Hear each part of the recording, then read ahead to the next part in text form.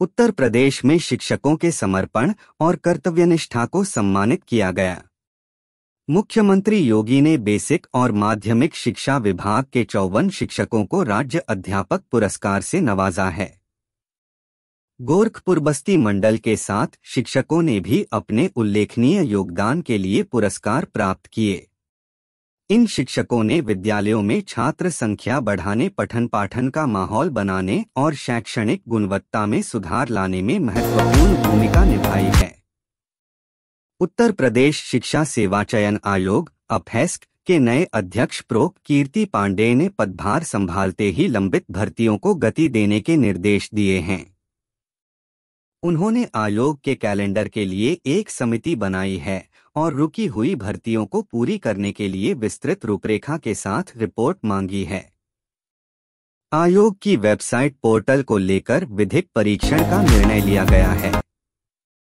प्रयागराज से बेंगलुरु जाने वाले यात्रियों के लिए अच्छी खबर। अब संगम नगरी से बेंगलुरु के लिए विशेष ट्रेन चलेगी। ट्रेन में बुकिंग शुरू हो गई है। इसमें जनरल श्रेणी के कोच भी उपलब्ध हैं। ट्रेन का संचालन 6 अक्टूबर से 17 नवंबर तक किया जाएगा। यह ट्रेन प्रयागराज जंक्शन से SMVT बेंगलुरु स्टेशन के लिए चलेगी। वहीं वापसी में इसका संचालन प्रत्येक बुधवार को होगा। हापुड़ में एक 15 वर्षीय नाबालिग लड़की अपने रिश्ते के चाचा द्वारा दुष्कर्म का शिकार हुई है। वह 24 सप्ताह की गर्भवती है, लेकिन शारीरिक और मानसिक रूप से वह बच्चे को जन्म देने में असमर्थ है। गर्भपात कराने पर उसकी जान को खतरा हो सकता है। नाबालिग और उसके माता-पिता ने गर्भपात कराने के लिए बाल कल्याण समिति से गुहार लगाई है। समाजवादी पार्टी के राष्ट्रीय महासचिव शिवपाल सिंह यादव ने मुख्यमंत्री योगी आदित्यनाथ के चाचा भतीजे के आतंक वाले बयान पर पलटवार करते हुए कहा कि संत ऐसी बातें नहीं करते। उन्होंने कहा कि 2027 में उत्तर प्रदेश में बदलाव तय है। शिवपाल यादव ने कहा कि महाराज जी जो कह रहे हैं, इन बातों से वह संत नहीं लगते, क्योंकि संत कभी इस तरह की बातें नहीं करते।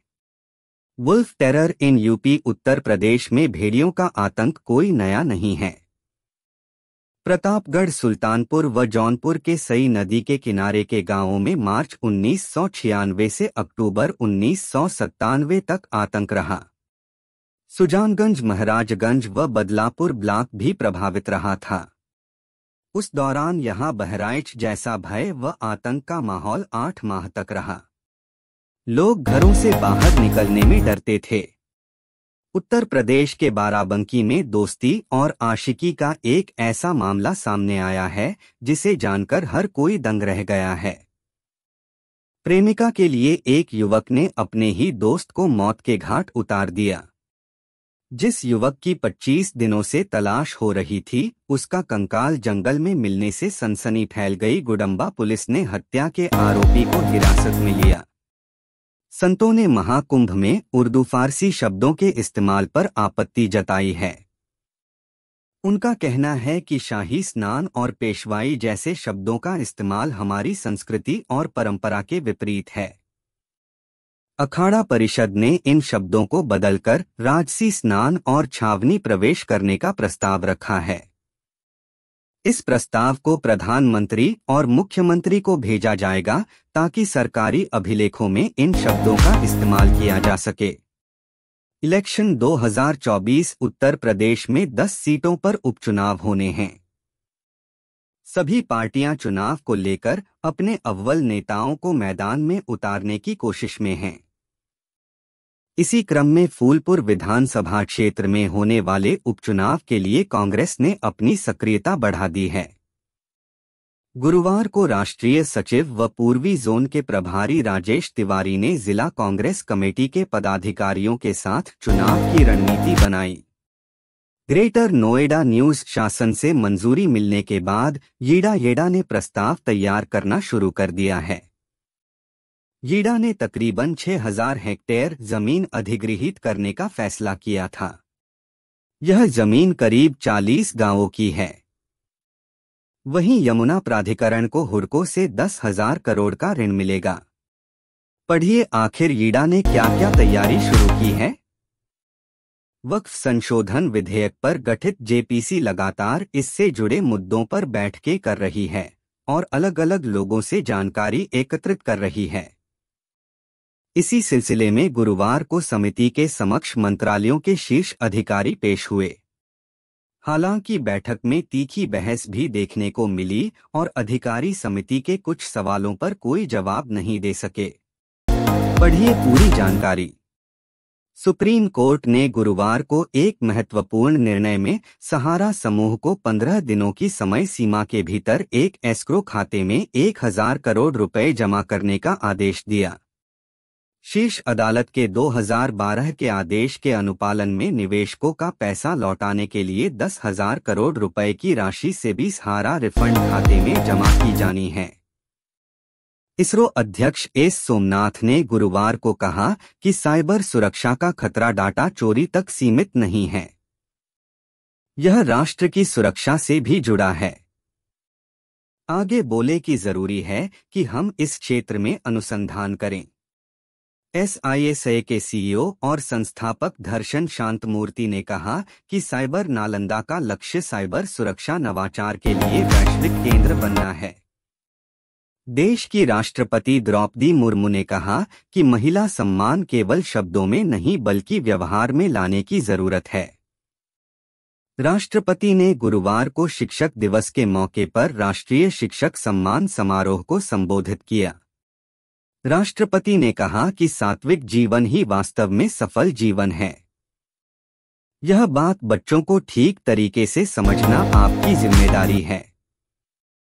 यूक्रेन के साथ जारी जंग के बीच रूस के राष्ट्रपति व्लादिमीर पुतिन ने अहम बयान दिया है। पुतिन ने कहा कि दोनों देशों के बीच मध्यस्थता के लिए भारत, चीन व ब्राजील ईमानदारी से कोशिश कर रहे हैं। उन्होंने कहा कि इस संघर्ष को हल करने में जो ईमानदारी से रुचि रखते हैं, इसमें चीन, ब्राजील और भारत शामिल हैं। अरविंद केजरीवाल दिल्ली के कथित शराब घोटाले मामले में जेल में बंद अरविंद केजरीवाल की जमानत याचिका पर गुरुवार को सुप्रीम कोर्ट में सुनवाई हुई। केजरीवाल को मामले में ईडी की ओर से दर्ज केस में पहले ही जमानत मिल चुकी है। इससे पहले कोर्ट में सुनवाई के दौरान अचानक अमेरिका के पूर्व राष्ट्रपति डोनाल्ड ट्रंप का भी नाम आया। जानिए क्या है पूरा मामला। जागरण एग्री पंचायत के एक सत्र में उन किसानों के साथ चर्चा की गई जिन्हें अवार्ड के लिए चुना गया था। इनमें मोतियों की खेती करने वाले अशोक मनवानी, खजूर की खेती करने वाले सदूला राम चौधरी, इनोवेटिव किसान नरेंद्र सिंह मेहरा और ड्रैगन फ्रूट की खेती करने वाले छत्तीसगढ़ के वैभव चावड़ा शामिल थे। उन्होंने बताया कि उन्हें किन कठिनाइयों का सामना करना पड़ा और कैसे उनका समाधान निकाला। इंडिया सिंगापुर रिलेशन भारत व सिंगापुर के बीच सेमीकंडक्टर में इकोसिस्टम स्थापित करने, हेल्थ सेक्टर, प्रौद्योगिकी व वाणिज्य क्षेत्र की जरूरत के हिसाब से युवा श्रम को प्रशिक्षण देने और डिजिटल क्षेत्र से जुड़े 4 सहयोग समझौतों पर हस्ताक्षर हुए हैं। दोनों देश के बीच हुए समझौतों के साथ ही भारत व सिंगापुर ने साउथ चाइना सी में मौजूदा तनाव के खात्मे के लिए आचार संहिता बनाने पर जोर दिया। बेंगलुरु की एक महिला ने ऑनलाइन ऑटो बुक करने की खौफनाक कहानी सुनाई है, जहां बुक किया गया ऑटो कैंसिल करना उसके लिए जी का जंजाल बन गया। महिला ने सोशल मीडिया पर पूरी आपबीती शेयर की है, जिसका संज्ञान लेते हुए बेंगलुरु पुलिस ने सख्त एक्शन की बात कही है। बुकिंग प्लेटफॉर्म ने भी कार्रवाई का आश्वासन दिया है। What is the two finger test? Meghalaya सरकार ने सुप्रीम कोर्ट को बताया कि राज्य में टू फिंगर टेस्ट पर पूरी तरह से प्रतिबंध लगा दिया है। अब सवाल ये है कि जब 2013 में ही सुप्रीम कोर्ट ने रेप केस में टू फिंगर टेस्ट के इस्तेमाल पर पूरी तरह रोक लगा दी थी, तो फिर राज्यों में रेप केस के मामले में टू फिंगर टेस्ट क्यों हो रहे हैं?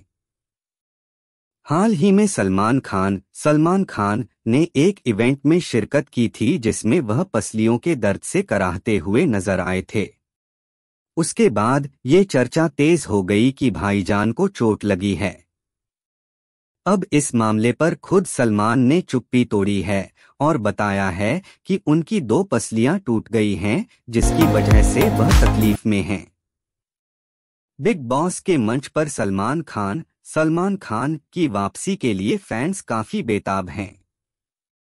लंबे वक्त से इस मामले को लेकर तरह तरह की खबरें सामने आ रही हैं। अब पता लगा है कि सलमान बिग बॉस 18 को होस्ट करने के लिए तैयार हैं। मिली जानकारी के मुताबिक सलमान ने इस शो के लिए शूटिंग भी शुरू कर दी है। गोट डे एक बॉक्स ऑफिस कलेक्शन थलपति विजय के फैंस को फिल्म गोट के रूप में मनोरंजन की नई सौगात मिली है। आज से गोट को दुनिया भर के सिनेमाघरों में रिलीज किया जा चुका है। लिमिटेड प्रमोशन के बावजूद गोट ने रिलीज के पहले बॉक्स ऑफिस पर गर्दा उड़ा दिया है। बिना हिंदी रिलीज के इस मूवी ने हैरान करने वाली कमाई की है। स्त्री 2 box office collection horror comedy film स्त्री 2 सिनेमाघरों में रिलीज के 3 सप्ताह बाद भी कमाल कर रही है।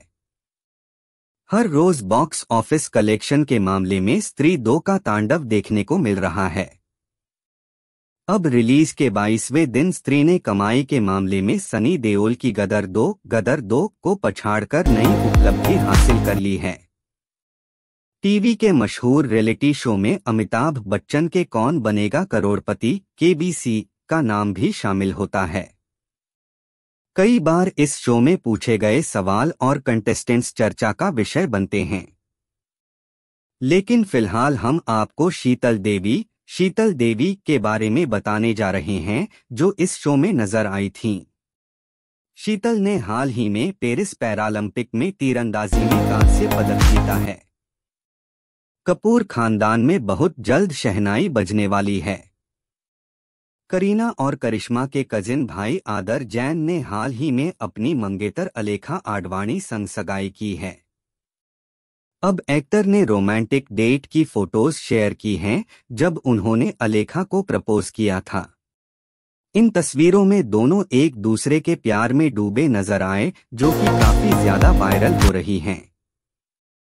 पीटीआई बेंगलुरु BCCI की 93वीं वार्षिक आम सभा AGM 29 सितंबर को बेंगलुरु में होगी, लेकिन इस बैठक में नए सचिव का चुनाव होने की संभावना नहीं है। इस दौरान बेंगलुरु में राष्ट्रीय क्रिकेट अकादमी NCA केंद्र का उद्घाटन किया जाएगा। सूत्रों के अनुसार बेंगलुरु में होने वाली AGM में नए BCCI सचिव के चुनाव की तारीख तय की जा सकती है। इंग्लैंड क्रिकेट टीम इन दिनों श्रीलंका के दौरे पर है। इस दौरान दोनों टीमों के बीच 3 टेस्ट मैचों की सीरीज खेली जा रही है। सीरीज के 2 टेस्ट जीतकर इंग्लैंड ने पहले ही सीरीज अपने नाम कर ली है। सीरीज का आखिरी मुकाबला 6 सितंबर से केनिंगटन ओवल लंदन में खेला जाएगा। इस मैच के लिए श्रीलंका ने प्लेइंग 11 घोषित कर दी है। अगले महीने इंग्लैंड क्रिकेट टीम पाकिस्तान का दौरा करने वाली है। इस दौरान दोनों टीमों के बीच 3 टेस्ट मैच खेले जाने हैं। इस सीरीज से पहले बड़ी खबर सामने आई है। Pakistan cricket board PCB England series की मेजबानी के लिए अन्य विकल्पों पर विचार कर रहा है। ऐसे में आइए जानते हैं कि सीरीज शिफ्ट करने का क्या कारण है। ऋषभ पंत लाल गेंद के क्रिकेट में वापसी के साथ 10 गेंद तक ही टिक सके, लेकिन मुशीर खान के अविजित शतक ने भारत A के विरुद्ध दलीप ट्रॉफी मुकाबले के पहले दिन भारत B को 7 विकेट पर 202 रन तक पहुंचाया। एक समय भारत B के 94 रन पर 7 विकेट गिर गए थे, लेकिन इसके बाद मुशीर ने नवदीप के साथ मिलकर 108 रन की साझेदारी की।